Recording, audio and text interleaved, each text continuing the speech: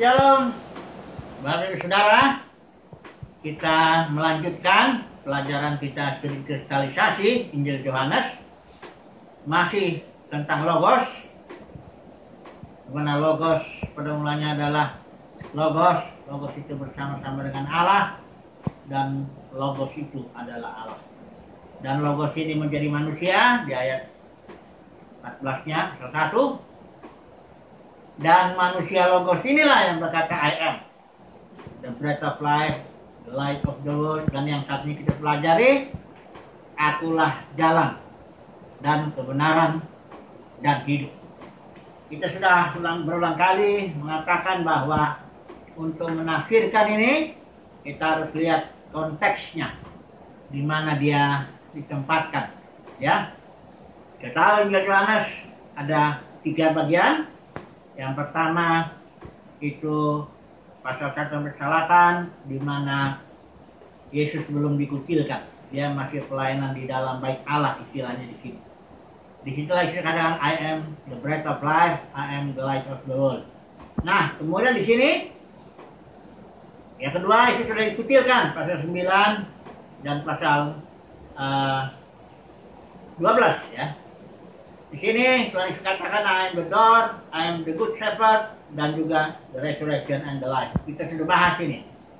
Sekarang kita akan bahas di bagian 3, di mana Yesus melayani murid-muridnya.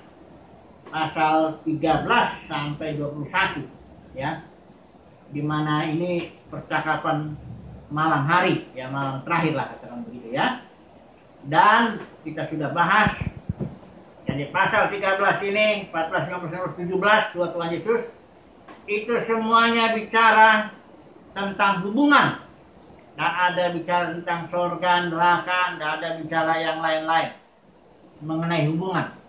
Hanya ada bicara tentang dunia, sistem keagamaan yang membunuh Yesus itu.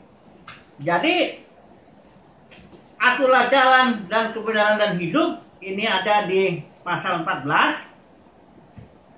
Ketika itu Thomas, Tuhan Yesus bilang begini, ya, aku pergi ke situ untuk menyediakan tempat bagimu. Terus ayat 3-nya, apabila aku telah pergi ke situ dan telah menyediakan tempat bagimu, aku akan datang kembali dan membawa kamu ke tempatku, supaya di tempat di mana aku berada, kamu pun berada. Nah, ini pertanyaan Thomas. Saya bilang ini, dan kemana aku pergi, kamu tahu jalan ke situ. Ayat 5 kata Thomas kepadanya, Tuhan, kami tidak tahu kemana engkau pergi. Sesat yang ditanya Thomas, kami tidak tahu kemana engkau pergi. Yang kedua, dia tanya lagi, jadi bagaimana kami tahu jalan ke situ? Jadi yang ditanya Thomas ini 2 hal. Pertama, kemana kau pergi? Kami nggak tahu.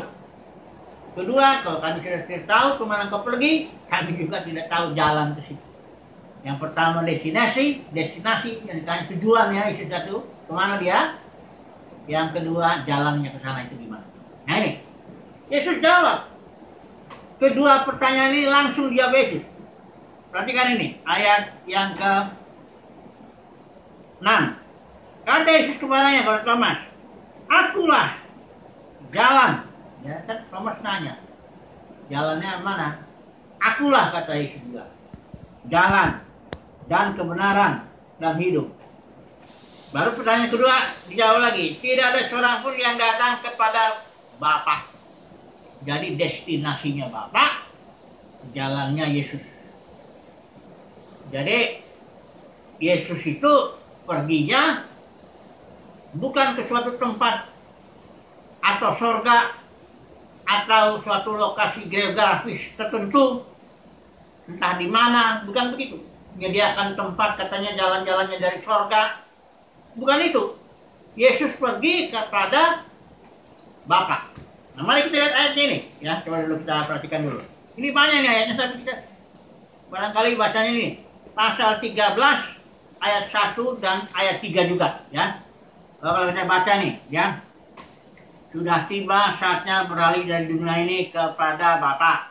Ayat 3-nya ini, ia datang dari Allah, kembali kepada Allah. Udah gitu, pasal 14 ayat 12 ya.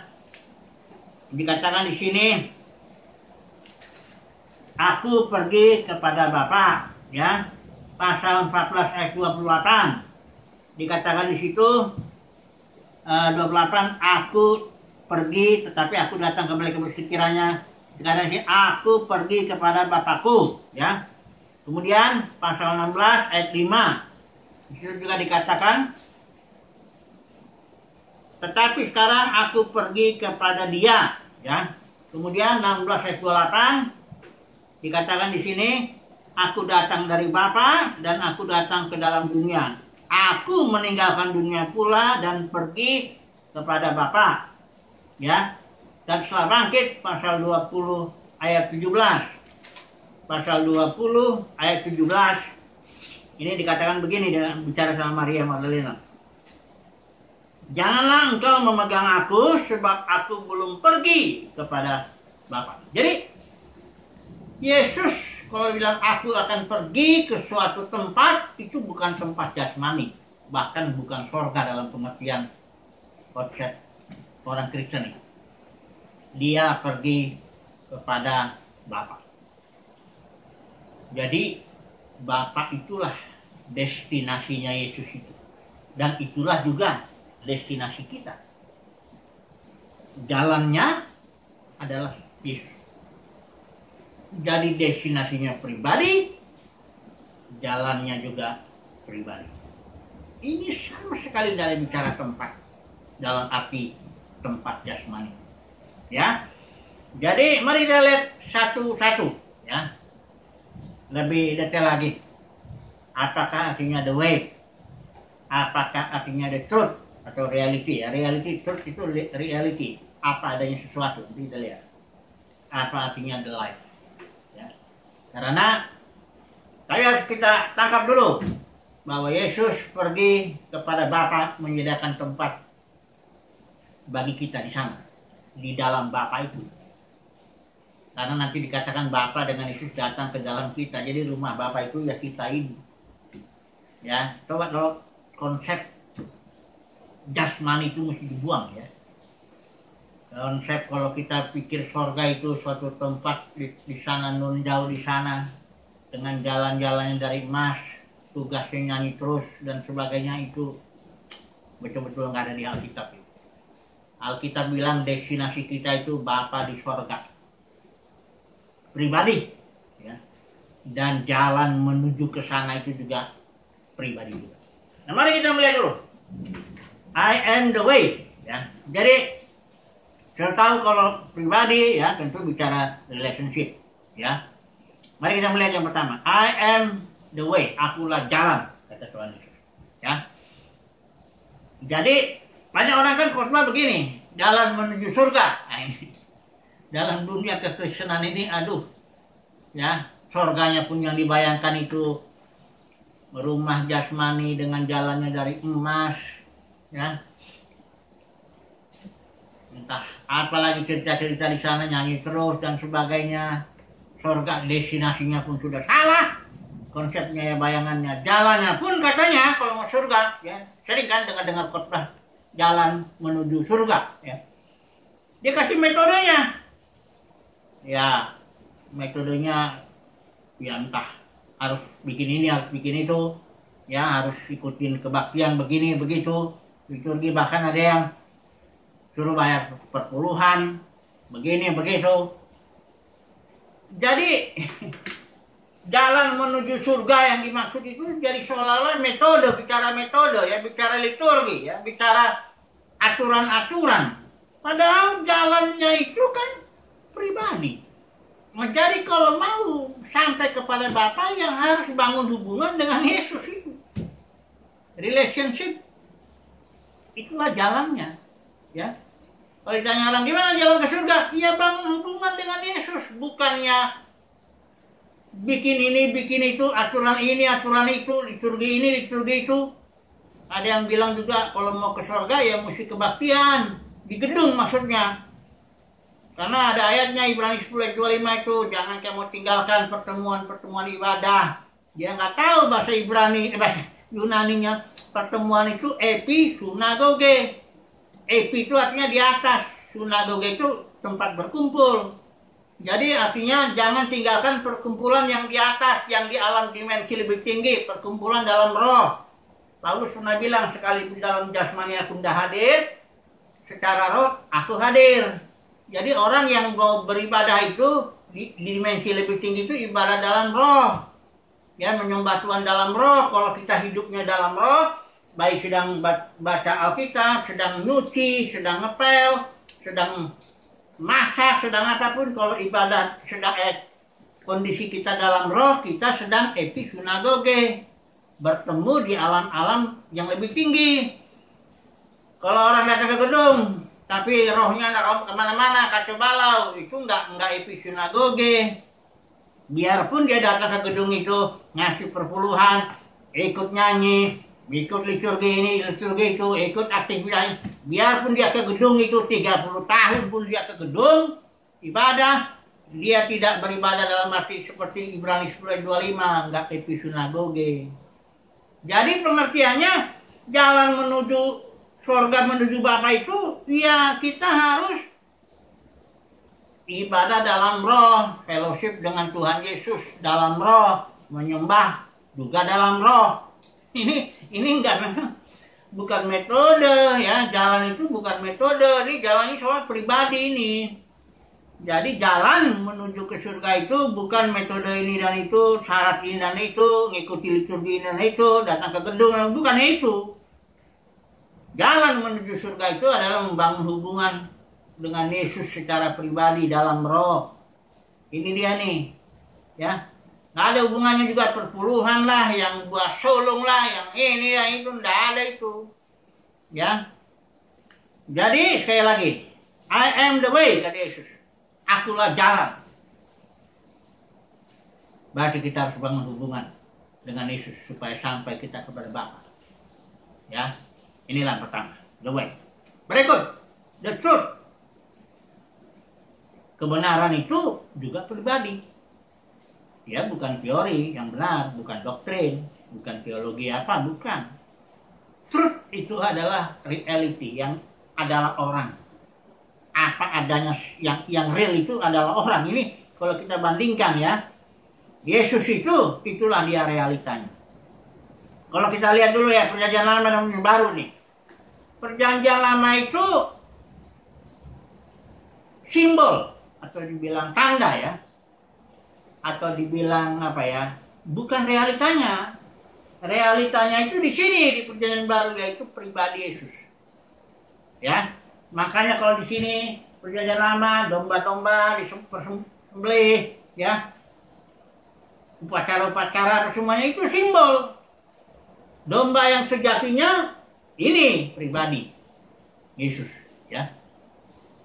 Jadi kalau di sini kemah, ada di situ apa, pelataran, ada ruang kudus, ada ruang maha kudus, ada di situ benda-bendanya, itu semua simbol. Realitanya adalah pengalaman bersama dengan Yesus ini. Pengalaman yang pertama ketika kita lahir baru, ada berjalan pembasuhan sebagainya, ada juga pengalaman yang berikut, kita dibaptis dengan Roh Kudus, ada pengalaman penyatuan dengan Bapa. Itu semuanya simbol. Realitanya, the truth, itu adalah pribadi. Sama buah sulung itu juga yang sering diajarkan di sini di perjanjian baru, dibilang itu persembahan. Bukan, itu buah sulung simbol, memang benar. Dia di sini persembahan. Tapi di sini itu orang-orang yang percaya Yesus itu buah sulung. Sama perpuluhan juga begitu. Jadi realita ini yang harusnya kita pahami. Kita harus masuk ke dalam realita. Kalau di kitab Wahyu itu, gereja itu, ya, pasal 12 ayat 1, dia itu dekat dengan matahari. Itu juga simbol pengertiannya, tapi artinya realita, matahari itu realita. Bulan di bawah kakinya itu, bulan itulah simbol-simbol.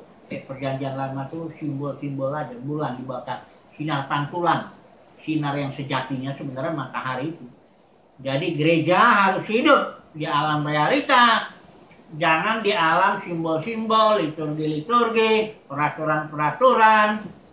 Nah ini jalan menuju Bapa itu realita. Kita harus hidup dalam realita. Jangan lagi dalam simbol-simbol, aturan-aturan. Ya, saudara lihatlah kehidupan jemaat mula-mula sangat spontan. Ya, pertemuan yang nggak diatur. Ya, bikin KKR pun mendadak, nggak ada yang atur, nggak ada panitianya, nggak ada apa-apanya, terus khotbah 3.000 orang tobat dan sebagainya. Sangat alamiah, ya, hidup dalam realita. Ini dia. Ya, kalau mau bertemu Bapa, hiduplah dalam Kristus, dalam realita. Ini yang kedua. Yang ketiga, I am the life. Saya sudah sering bicara ini. Life ini istilah Yunaninya joy.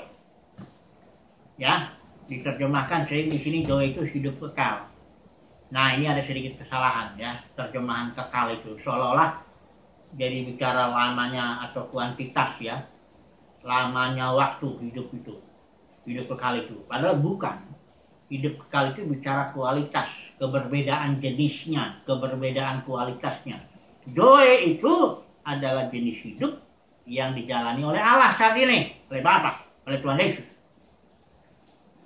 Nah, kalau suke ini hidup juga istilah Yunaninya, itu hidup manusia yang ketika kita lahir oleh orang tua kita mendapatkan itu. Kemudian ada lagi satu istilah hidup, bios namanya. Bios ini juga jenis ya, kualitas hidup. Dari sini istilahnya biologi yang lebih rendah. Jadi kalau isi bilang I am the life, dia bicara kualitas. Ya. Kalau mau sampai kepada Bapa, kita harus memiliki ini, hidup. Ya. Kualitas hidup ilahi. Nah, Alkitab mengatakan ketika kita lahir baru atau lahir dari atas, lahir dari Allah, kita mendapatkan life itu, joy itu dalam masih benih. Perlu bertumbuh. Ya. Itu yang dibilang Yohanes 10. Aku datang supaya mereka mempunyai joy dan mempunyai joy ini dalam segala kelimpahan. Joy ini ada dua cirinya di situ. Di pasal 17 dikatakan, inilah hidup kekal, joy ini. Mereka mengenal Bapa dan mengenal Yesus Kristus. Jadi joy itu adalah pengenalan akan Allah. Ini joy. Kalau berlimpah joynya, berarti berlimpah pengenalannya. Ini hidup berkelimpahan, joy berkelimpahan, bukan kelimpahan jabatan, kelimpahan harta benda, ini susah ini ya. Yang dimaksud kelimpahan hidup itu kelimpahan pengenalan akan Tuhan, akan Bapa. Yang kedua, joy itu di dalam joy ini terkandung secara potensial kasih, sukacita, damai, sejahtera Kristus, sabaran, kemurahan, dan kelemah lembutan, penguasaan diri Kristus. Jadi karakter Kristus itu tersembunyi di dalam joy itu. Kalau joy itu bertumbuh, nah kita mengekspresikan kasih, kesabaran, kemurahan yang Kristus miliki, bukan kesabaran manusiawi. Ada juga orang kan yang lahir udah sabar, ya. Tapi ini enggak, kesabarannya, kualitasnya punya Yesus, kesabaran Kristus. Jadi kalau dibilang I am the life, inilah cara mencapai Bapa itu. Kita harus bertumbuh, memiliki life dan bertumbuh dalam life. Baru kita ketemu nanti sama Bapa. Itulah destinasi kita tuh Bapa. Menyatu dengan Bapa. Ya. Jadi masing-masing orang ya memang berbeda pengenalannya, berbeda pertumbuhan life-nya ini. Ya. Harus dibedakan dulu pertumbuhan life ini ya. Ini life ini nggak sama dia dengan karunia-karunia. Nggak sama dia dengan pengetahuan ya. Bukan berarti karunia nggak perlu ya, bukan berarti pengetahuan nggak perlu, enggak. Ini semua ada tempatnya, tapi yang utama adalah pengenalan dulu, pertumbuhan daripada joy. Sudah tahu kalau joynya mau bertumbuh, ya kita harus, Alkitab berkatakan hidup menelan maut. Kita punya jenis hidup maut yang harus kita sangkal. Hari lepas hari kita menyangkal yang lama, bertumbuhlah yang baru.